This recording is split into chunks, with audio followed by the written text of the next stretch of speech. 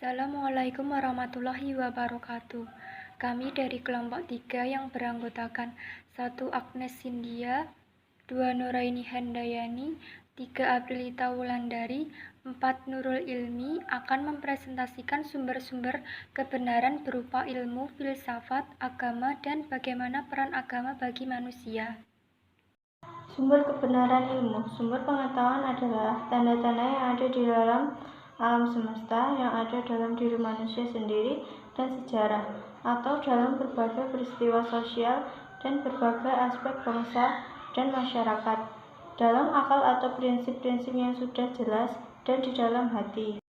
Sumber-sumber ilmu pengetahuan. 1. Alam semesta atau alam fisik. Tak diragukan bahwa indera-indera lahirlah manusia merupakan alat dan sumber pengetahuan, dan manusia mengenal objek-objek fisik dengan perantaranya. 2. Alam akal atau nalar. Kaum rasionalis selain alam semesta atau alam fisik meyakini bahwa akal merupakan sumber pengetahuan yang kedua dan sekaligus juga sebagai alat pengetahuan. 3. Hati atau intuisi dan ilham. Kaum empiris memandang bahwa sesuatu yang imateri adalah tidak ada, maka pengetahuan tentang imateris tidak mungkin ada. Ilmu dan kebenaran. Dasar ilmu merupakan suatu pengetahuan yang sistematis dan terorganisasi, serta diperlukan adanya kegiatan berpikir ilmiah. Sarana berpikir ilmiah antara lain 1. Bahasa, 2. Logika, 3. Matematika, 4. Statistika. Kebenaran. Ilmu dapat berkembang apabila ada kegiatan berpikir ilmiah, sebab dengan berpikir ilmiah inilah hampir semua fakta, hipotesis, premis, dan argumen semua akan diuji dan diteliti secara ilmiah untuk kemudian diambil suatu kesimpulan yang juga harus teruji kebenarannya. Jadi, kebenaran di sini adalah suatu hasil dari proses penelitian. Kebenaran filsafat. Kebenaran filsafat memiliki proses penemuan dan pengujian kebenaran yang unik dan dibagi dalam beberapa kelompok. Kebenaran diperoleh dengan cara merenungkan atau memikirkan sesuatu sedalam-dalamnya dan seluas-luasnya, baik sesuatu itu ada atau mungkin ada. Konsep kebenaran dalam filsafat. Yang pertama, rasionalitas. Orang-orang rasionalis menganggap sesuatu dapat dikatakan benar ketika sesuatu itu ada dalam akal pikiran kita. Yang kedua, materialisme adalah sebuah paham yang menyatakan bahwa hal yang dapat dikatakan benar adalah materi atau benda atau segala yang dapat dibuktikan langsung adanya. Orang-orang materialis menjadikan panca indera sebagai satu-satunya alat untuk mencapai ilmu. Yang ketiga, eksistensialis. Orang-orang yang menganut paham ini menganggap bahwa kebenaran itu bersifat relatif subjektivitas setiap manusia. Sesuatu itu dianggap benar ketika apa yang kau pikirkan atau katakan sejalan dengan apa yang kau lakukan. Kebenaran hasil filsafat bersumber dari penggunaan akal budi, karenanya menghasilkan berbagai pemikiran yang beraneka ragam. Sumber kebenaran agama. Agama secara etimologi dikenal dengan istilah religion menurut bahasa Inggris, religiek menurut bahasa Belanda, dan din menurut bahasa Arab. Menurut penulis, definitif agama adalah kepercayaan seseorang terhadap sesuatu yang bersifat spiritual dan hal-hal yang gaib. Dalam agama Islam disebut keimanan. Pengertian agama yang paling umum bahwa agama dituju A dan gamma. A berarti tidak, gamma berarti kacau. Dalam hal ini agama berarti tidak kacau, hidup menjadi lurus dan benar. Pengertian agama menunjukkan kepada jalan atau cara yang ditempuh untuk mencari keridhaan Tuhan. Dalam agama ada sesuatu yang dianggap berkuasa, yaitu Tuhan. Zat yang memiliki segala yang ada, yang berkuasa, yang mengatur seluruh alam beserta isinya.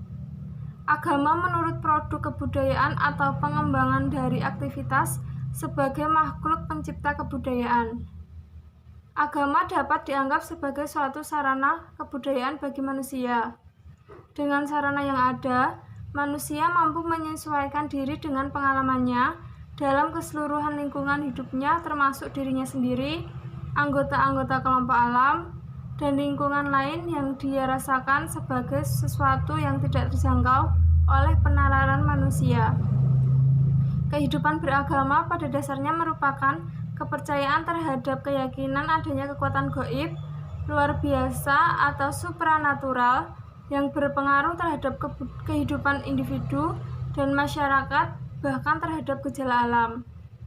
Kepercayaan itu menimbulkan perilaku tertentu seperti berdoa, memuja, dan lain-lain, serta menimbulkan sikap mental tertentu seperti rasa takut, sikap optimis, pasrah, dan lainnya dari individu dan masyarakat yang mempercayainya. Doa ada yang dikabulkan segera setelah manusia berdoa, ada yang dikabulkan di dunia, dan ada yang dikabulkan di akhirat yang merupakan kehidupan abadi. Sumber kebenaran agama dengan menggunakan wahyu, bukti-bukti historis, argumen rasional, dan pengalaman pribadi. Bukti-bukti historis, pengetahuan tentang Buddha, tentang nabi-nabi seperti Nabi Musa, Nabi Isa, dan Nabi Muhammad diperoleh dari tradisi. Tradisi ini diperkuat oleh bukti-bukti historis, yakni umpamanya keterangan penulis sejarah yang diakui keahlian dan dipercayai kebenaran uraiannya tentang pribadi tersebut, dan sejarah itu ditulis di zaman mereka masih hidup atau tidak lama sesudah zaman mereka. Kalau ada bukti-bukti historis, adanya figur yang bersangkutan diragukan. Mengenai Nabi Muhammad, umpamanya, belum ada kedengaran suara yang mengatakan bahwa wujud beliau dalam sejarah diragukan. Sejarah Nabi Muhammad jelas, buku suci yang ditinggalkannya ada, dan kata-katanya dicatat, atau hadis yang rentan rawinya dengan jelas disebut satu persatu. Argumen-argumen rasional. Agama menggunakan argumen-argumen rasional dalam memperoleh pengetahuan keagamaan, terutama tentang wujud Tuhan, hidup sesudah hidup seseorang, kekekalan hidup manusia, dan sebagainya. Pengetahuan keagamaan tidak hanya berdasar pada wahyu dan tradisi saja. Pengalaman pribadi. Pengalaman ini terdapat dalam kalangan mistik, dengan latihan tertentu dapat mempertajam kekuatan rohani mereka, sehingga mereka dapat melihat Tuhan dengan hati nurani mereka, dan dapat berkomunikasi dengan Tuhan. Pengalaman serupa ini sudah dialami oleh sejumlah orang, yang menyebabkan kita tidak mudah menolak kebenaran pengalaman tersebut. Pengalaman ini dialami oleh semua agama. Kaum mistik menerangkan pengalaman-pengalaman mereka dalam tulisan. Tidak mustahil bagi kaum mistik yang percaya pada adanya dunia spiritual di samping dunia material. Sedangkan orang yang menganut paham materialisme sebaliknya memandang hal tersebut sebagai suatu yang mustahil dan tidak bisa terjadi. Kriteria kebenaran agama. Yang pertama, ajaran yang rasional, menggunakan pertimbangan dan intelektual untuk membedakan kebenaran dari kebohongan. Sungguh, wahyu itu dari Allah dan pasti rasional. Yang kedua, kesempurnaan. Karena Sang Pencipta itu maha sempurna, maka wahyunya pasti sempurna dan akurat, sehingga bebas dari kesalahan, kelalaian, serta bebas dari kontradiksi. Yang ketiga, tidak ada cerita tahayul. Wahyu yang benar bebas dari cerita yang dibuat-buat atau tahayul, yang menurunkan martabat Sang Pencipta atau diri manusia. Yang keempat, ilmiah. Karena Sang Pencipta adalah pencipta seluruh ilmu pengetahuan, maka wahyu yang benar pasti ilmiah dan dapat bertahan terhadap tantangan ilmu pengetahuan di setiap saat. Yang kelima, ramalan yang berdasarkan fakta. Karena pencipta lebih tahu masa lalu, masa sekarang, dan masa yang akan datang, maka ramalan dalam wahyunya dimasukkan sebagai ramalan. Yang keenam, tidak dapat ditiru manusia. Wahyu yang benar adalah sempurna dan tidak dapat ditiru manusia. Wahyu Tuhan yang benar adalah keajaiban yang hidup. sebuah kitab yang membuka tantangan manusia untuk melihat dan membuktikan kepada diri mereka sendiri tentang keasliannya. Agama Islam mendorong dan mewajibkan manusia untuk menggunakan rakyunya dalam menghadapi kebenaran.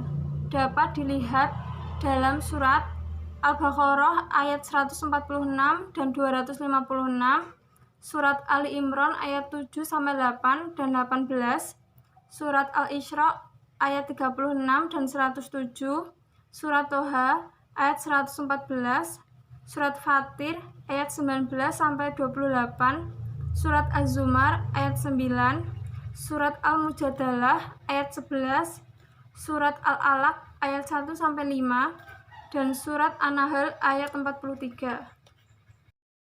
Bagi manusia, agama Islam hakikatnya adalah sistem keyakinan dan prinsip-prinsip hukum serta petunjuk perilaku manusia yang didasarkan pada Al-Quran, hadis, dan ijtihad ulama.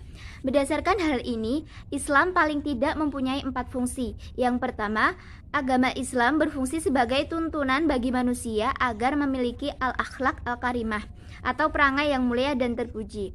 Rasulullah SAW bersabda, "Sesungguhnya saya diutus hanya untuk menyempurnakan akhlak mulia." Al-akhlak al-karimah harus kita lakukan, baik yang berhubungan dengan Allah maupun yang berhubungan dengan sesama manusia dan alam di sekeliling kita.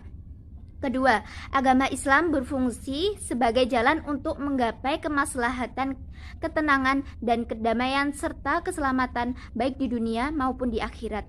Tak satu pun ajaran dari Islam, baik perintah maupun larangan, yang bertujuan untuk menciptakan kerusakan di muka bumi ini atau kesengsaraan di akhirat nanti. Allah Subhanahu wa taala berfirman, "Dan janganlah kamu membuat kerusakan di muka bumi ini setelah Allah memperbaikinya." Quran Surat Al-A'raf ayat 56. Yang ketiga, agama Islam mengandung ajaran-ajaran yang moderat, seimbang, dan lurus atau al-din al-qayyim. Islam menyeimbangkan antara urusan dunia dan akhirat. Allah berfirman, "Dan carilah pada apa-apa yang dianugerahkan Allah kepadamu atau kebahagiaan negeri akhirat, dan janganlah kamu melupakan bahagiaanmu dalam kenikmatan dunia." Quran Surat Al-Qasas ayat 77. Yang keempat, agama mestinya berfungsi sebagai pemersatu umat yang berbeda-beda, baik dari segi keagamaan, suku, dan adat istiadatnya. Karena agama mengajarkan bagaimana berperilaku dan bersikap secara baik terhadap orang-orang yang berbeda-beda itu, pemersatuan umat yang beragam ini telah dipraktikkan Nabi setelah memasuki kota Madinah tahun 622 Hijriah dengan membuat piagam Madinah yang mempersatukan umat Islam secara internal dan antara umat Islam dan umat-umat lain yang ada di sana, khususnya Yahudi dan Nasrani. Agama menjadi pegangan dan pedoman hidup. Itu yang kelima. Al-Quran merupakan pedoman hidup yang tidak pernah berubah setiap zaman. Meskipun terdapat berbagai perbedaan tafsiran dalam memahaminya, namun tidak pernah ada perubahan dalam kitab suci yang diyakini kebenarannya tersebut. Pada faktanya, manusia tidak dapat hidup tanpa adanya pegangan atau pedoman yang menjadi acuan dalam hidup, karena ia akan cenderung berusaha mengisi hidupnya dengan cara dan jenis pedoman hidup apapun, meski pedoman tersebut beserta nilai-nilai yang dikandungnya itu keliru dan menyesatkan. Sekian dari kelompok kami, kurang lebihnya mohon maaf. Wassalamualaikum warahmatullahi wabarakatuh.